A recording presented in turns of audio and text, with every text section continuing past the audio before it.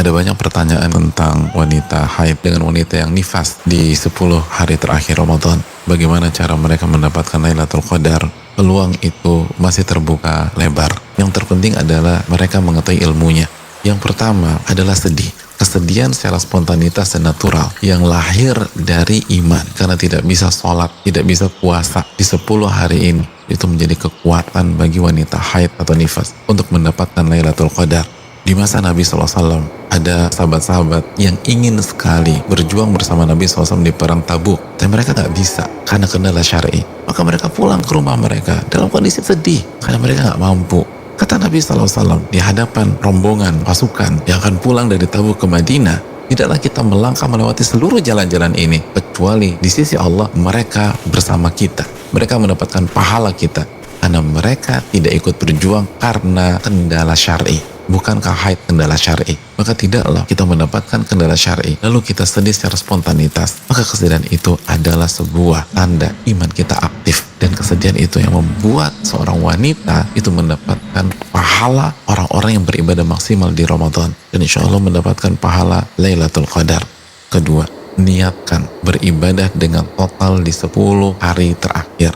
Nabi SAW bersabda, barang siapa yang meminta pada Allah mati syahid dengan jujur, tapi ternyata wafat di atas kasurnya, maka Allah akan membuat ia sampai ke derajat orang-orang yang mati syahid walaupun ia wafat di atas kasurnya.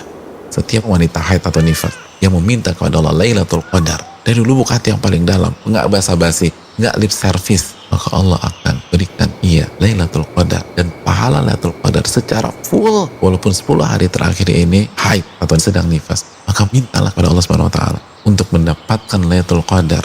Ketiga, niatkan saat kita tidak sholat dan pada saat kita tidak puasa dalam rangka beribadah kepada Allah Subhanahu wa taala. Allah berfirman, "Wa ma khalaqtul jinna wal insa illa liya'budun." Tidaklah kuciptakan jin dan manusia kecuali untuk beribadah kepada diriku. Apa makna ibadah? Dijelaskan Al-Imam Mujahid, ibadah bukan hanya mengerjakan perintah, tapi ibadah juga adalah saat kita menjauhi larangan. Ketika wanita haid dan nifas, adakah larangan untuk diri mereka? Ada larangan untuk sholat, puasa.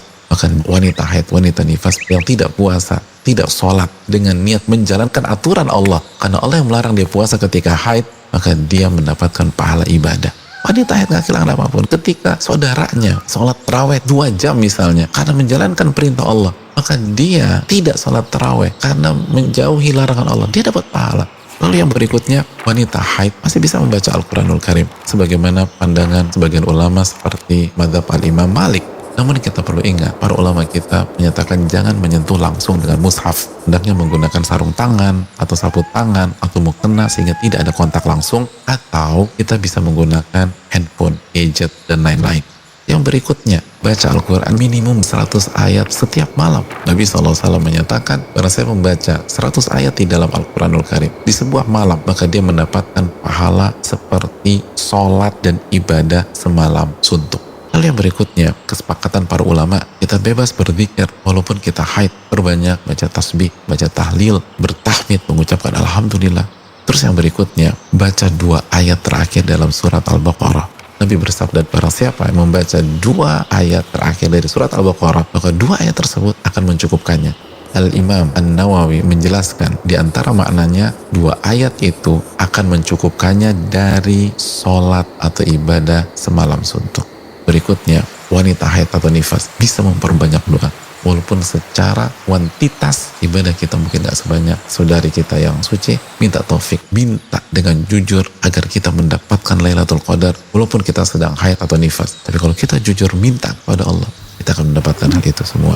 Lalu yang berikutnya, sabar, khususnya bagi yang sakitnya luar biasa. Allah mengatakan, innama yuwaffas sabiruna ajrahum bighairi hisab. Sesungguhnya orang-orang sabar, Allah sempurnakan pahalanya tanpa hisab, unlimited. Jadi barang siapa yang haid lalu kesakitan, ingat Allah meminta kita untuk beribadah yang bernama sabar, maka bersabarlah. Lalu yang berikutnya, ridholah kepada takdir Allah. Nabi SAW mengatakan, barang siapa yang ridho terhadap takdir Allah, dia akan mendapatkan keriduan Allah. Dan barang siapa yang gak terima, dia akan dapat murka Allah Subhanahu wa ta'ala. Berikutnya, beri makan untuk orang yang berbuka. Nabi bersabda, barang siapa memberikan makan orang yang berpuasa pada saat ia berbuka, maka ia mendapatkan pahala puasa orang tersebut.